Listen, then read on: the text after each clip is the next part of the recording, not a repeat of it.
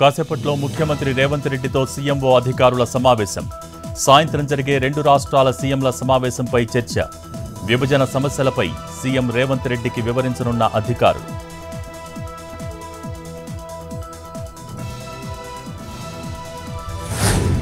ఇవాళ 6 గంటలకు ఏపీ, తెలంగాణ సీఎంల సమావేశం.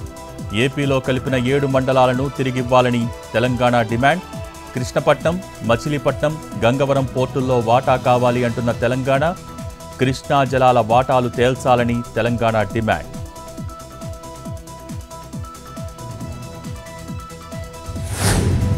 నేడు పులివెందులకు మాజీ సీఎం జగన్. 3 రోజుల పాటు కడప జిల్లాలో జగన్ పర్యటన. ఈ నెల 8న వైఎస్ఆర్ జయంతి వేడుకల్లో పాల్గొనున్న జగన్.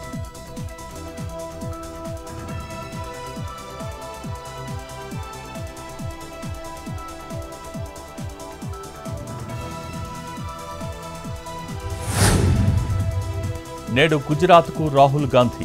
పోలీస్ కస్టడీలో ఉన్న నాయకుల్ని కలవనున్న రాహుల్. మధ్యాహ్నం పీసీసీ కార్యాలయంలో నేతలతో సమావేశం.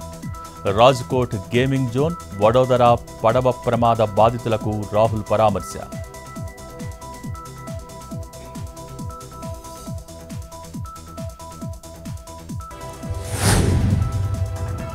సంగారెడ్డి జిల్లా నారాయణఖేడ్లో గంజాయి మొక్కల్ని ధ్వంసం.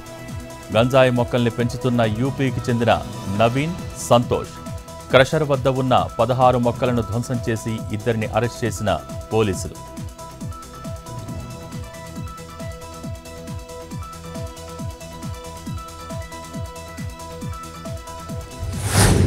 మెదక్ జిల్లా నాగ్పూర్లో చిరుత కలకలం. కారులో వెళ్తున్న ప్రయాణికులకు కనిపించిన చిరుత.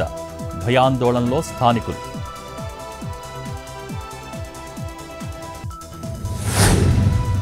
సూర్యాపేట జిల్లా కోదాడలో పిఎస్ ముందు మహిళ ధర్నా. భూ వివాదంలో పోలీస్ ఇన్స్పెక్టర్ భయభ్రాంతులకు గురిచేస్తున్నారని ఆరోపణ.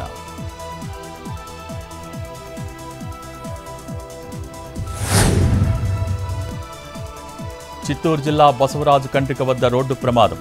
టూరిస్టు బస్సు బోల్తా, 2 మృతి, 15 మందికి గాయాలు. హాస్పిటల్కి తరలింపు.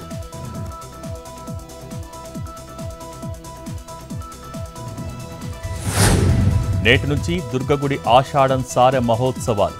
వచ్చే నెల 4 వరకు జరగనున్న కార్యక్రమం. నేడు దుర్గమ్మకు సారె సమర్పించనున్న ఆలయ ఉద్యోగులు. ఇవాళ్టి నుంచి 16వ తేదీ వరకు వారాహి నవరాత్రి ఉత్సవాలు.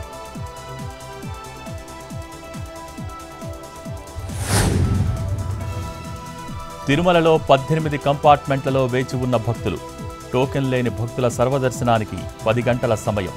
నిన్న శ్రీవారి హుండీ ఆదాయం 3,41,00,000.